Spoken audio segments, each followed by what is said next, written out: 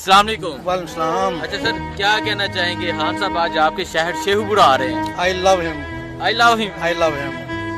क्यों करते हैं प्यार इमरान खान से? लविंग है ना, इसलिए वो सच्चा है।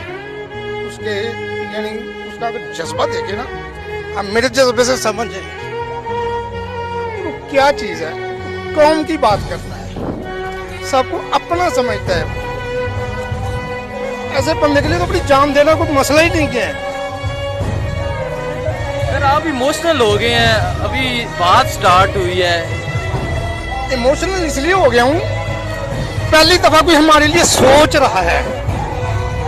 पहली दफा किसी का एहसास हुआ है, कौम का एहसास हुआ है। कौमी लेवल पे एक सोच बनी है, एक शऊर जागा है।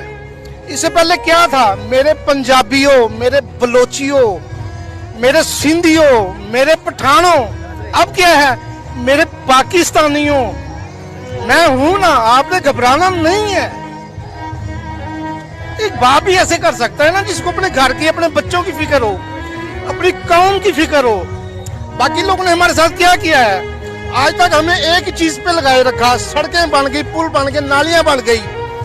हम ये कर देंगे, हम वो क्या किया है? आप इस शेखुपुरा शहर को ही देख लें। मैं एक छोटी सी मिसाल देता हूँ।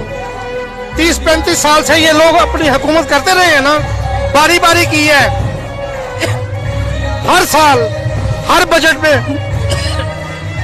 इनको फंड्स मिलते हैं शहर की बेहतरी के लिए।